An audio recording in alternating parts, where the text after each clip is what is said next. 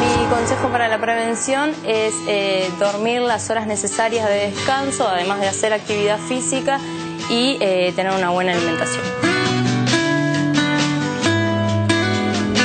Consejos al paso, importante seguirlos, que nos dan ustedes, que de a poquito van incorporando estas cosas que tenemos que empezar a modificar, hábitos que pueden justamente proteger nuestra salud.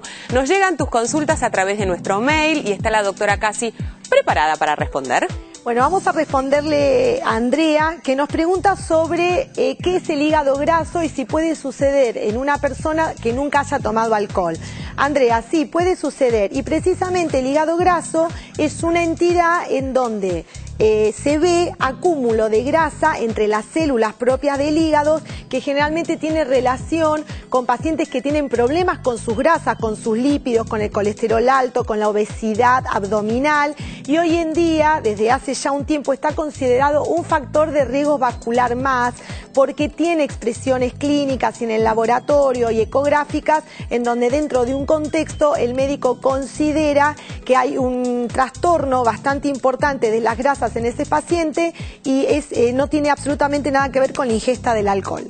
Gracias, Andrea. Bueno, volvemos al tema de hoy que tiene que ver con la tuberculosis. Se sabe que hay estudios que indican que aquellas personas que son adictas al paco y que tienen este problema pueden justamente ser una población de mayor riesgo para contraer la tuberculosis. Por eso es que fuimos a consultar a la doctora Graciela Cragnolini, que es directora del Instituto Bacareza, y nos habla justamente de esta relación entre la tuberculosis y el paco. La tuberculosis en los pacientes adictos al paco adquiere otras características especiales del resto de los pacientes y son fundamentalmente con la enfermedad que muchas veces no es vista, el paciente tarda en consultar porque muchas veces la pérdida de peso la atribuye al hábito que tiene, al consumo que presenta. En segundo lugar, porque el paciente pierde un poco el contacto con la realidad y esa necesidad de consultar en forma temprana cuando aparecen los síntomas como la tos, la expectoración asociado a la pérdida de peso, y generalmente consultan cuando aparece la hemoptisis, que es la presencia de sangre en el catarro. Cuando estos pacientes consultan, generalmente lo hacen traído por un familiar, no vienen en forma habitual espontáneamente a la consulta, y la consulta generalmente se hace en los servicios de guardia, difícilmente se haga en los servicios de consultorios externos, porque el estado que presentan es un estado generalmente avanzado. Hoy por hoy la tuberculosis se internan solamente en los casos graves y en los casos graves, dentro de los casos graves, tenemos la asociación con PACO. Nosotros hace muchísimos años veíamos la asociación entre tuberculosis y alcoholismo, veíamos la asociación entre tuberculosis y tabaquismo, veíamos la asociación entre tuberculosis y adicción a la cocaína, pero no con las características que estamos viendo actualmente en este grupo de pacientes. ¿Por qué? Porque el paciente adicto a cocaína, ya teniendo síndrome de inmunodeficiencia adquirida o no teniéndolo, las características de la adicción hacía que muchas veces pudieran dejar la adicción o pudieran realizar algún tipo de terapéutica con seguimiento a lo largo de los meses. En el caso de los pacientes con adicto al paco, el tipo de adicción es tan importante, las características de lo que es el desecho de la droga, porque la pasta de la base de cocaína es un desecho de la droga realmente, hace que las dificultades del tratamiento sean mucho mayores. Tiene que quedar claro que la tuberculosis es una enfermedad que se relaciona con la pobreza, con la marginación y con un círculo vicioso relacionado también con el trabajo insalubre, en el cual todo ello tiene que ver con necesidades básicas insatisfechas que favorecen el desarrollo de la enfermedad. Bueno, esto es un capítulo y una asociación muy importante que efectivamente muchas veces tienen que ver con la pobreza y con condiciones que no están bien satisfechas. Pero cuando hablamos del HIV, esto no necesariamente tiene que ver ni con la pobreza ni con otros factores de riesgo socioeconómico, sino que nos puede afectar a todos aquellos los que pudieron haberse contagiado por no haberse cuidado correspondientemente o, por ejemplo, por una transfusión sanguínea, que hay muchos casos de HIV en nuestro país que que tienen esta enfermedad producto de transfusiones. Sí, es cierto. Y si tenemos que hablar de una combinación en donde hay una atracción mutua, precisamente es el HIV y la tuberculosis, aunque realmente sea desfavorable para nosotros la combinación, para el paciente que la padece. Pero, ¿esto por qué sucede? Porque precisamente la persona que padece HIV tiene un daño, una inmunodeficiencia en el tipo de defensa que es la que hace la barrera y la que responde precisamente a la bacteria de la tuberculosis. Entonces, como que esta bacteria está en sus anchas, entra a un terreno propicio en donde no encuentra a ese ejército propio que se le va a enfrentar porque está totalmente diezmado, ¿sí? Está totalmente debilitado, que esa es la expresión del HIV en este caso. Entonces, no tiene las defensas propias frente a esto e invade. ¿Cuál es la consecuencia de esto? Hasta que apareció el HIV, en la evolución natural de la tuberculosis, el 80% era de expresión pulmonar. Era la expresión clínica más frecuente. Cuando aparece el HIV y es un terreno propicio para que suceda esto, comienza un par de cosas muy interesantes. Primero, a que haya una tuberculosis más agresiva. Es decir, nosotros en jerga nuestras se incendia el paciente, es una tuberculosis que entra, digamos, la bacteria entra y hace una expresión clínica atípica, más grande, más importante, es como que... Lo afecta en un todo. En un todo. Entonces, y aquí aparece otro tipo de expresiones. Empieza no a ser solo pulmonar, sino extrapulmonar y a poder afectar otros órganos.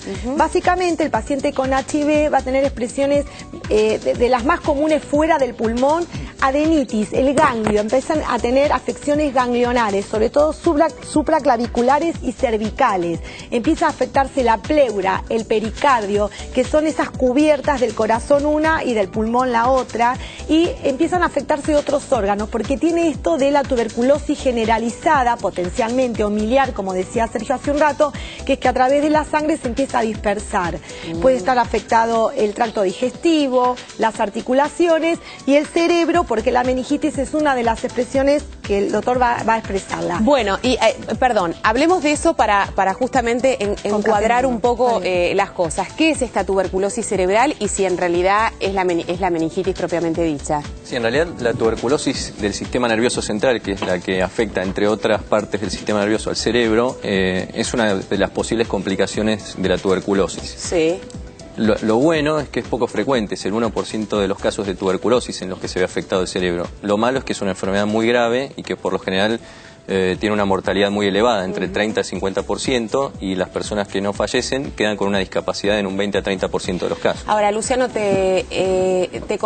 digamos, ¿cómo evito esta instancia, si es evitable o si este diagnóstico de tuberculosis previo del que hablaba Andrea, puedo identificarlo, puedo tratarlo, por lo menos controlarlo para evitar llegar a esta expresión más grave? El problema que tiene la tuberculosis del sistema nervioso es que por lo general cuesta llegar al diagnóstico. ¿Por qué? Porque hay personas que debutan con el cuadro neurológico sin saber que tenían tuberculosis pulmonar.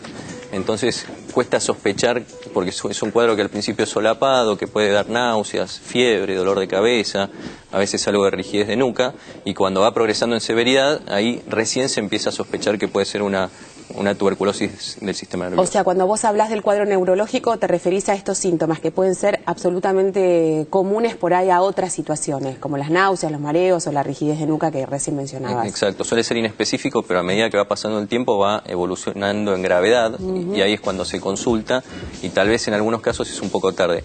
Además, no solo la meningitis es la forma de afección del sistema nervioso, sino también que puede producir abscesos, que son más graves, tuberculomas, que son como acúmulos del bacilo en el cerebro sin que se hayan diseminado al líquido cefalorraquídeo, e incluso pueden producir accidentes cerebrovasculares mediante la inflamación de las paredes arteriales o generando un estado de exceso de coagulación de la sangre. ¿Qué siento yo? Lo que sentiría una persona con tuberculosis cerebral o con meningitis tuberculosa es dolor de cabeza, fiebre, náuseas, puede tener lo que nosotros llamamos disminución del nivel de conciencia, que es somnolencia, ir quedándose estuporoso, trastornos de la conducta, trastornos cognitivos, como que le cuesta más pensar, concentrarse, y después, cuando va evolucionando más en gravedad, ya requiere internación porque es un cuadro severo. Bueno, en un ratito vamos a estar hablando con el doctor Berman respecto a que hay muchos mitos dando vuelta con esta enfermedad. No sé por qué, y cosas que por ahí nos pueden confundir, que nos pueden dar cuenta de una situación cuando en realidad no la es. Y llegará el capítulo más importante, que es el tema del tratamiento, y para eso va a estar aquí con nosotros el doctor Vicente Donato, que es director médico de la Liga Argentina contra la Tuberculosis, y vamos a hablar del tratamiento específico para esta patología. Hacemos una pequeña pausa, recuerden que tienen la posibilidad de consultarnos, de llamarnos, y vamos a estar aquí para responder. Teléfonos para todos. 4535-0705, 4535-0706 con el 011 para quienes llaman desde el interior. Ya venimos. ¿Sabías que el plan médico obligatorio establece que los beneficiarios que se jubilan reciben con su grupo familiar primario las prestaciones médicas de la obra social en la que se encontraban durante 90 días? Finalizado este periodo y de no haber obtenido su jubilación, puede solicitar una credencial provisoria para recibir prestaciones por PAMI.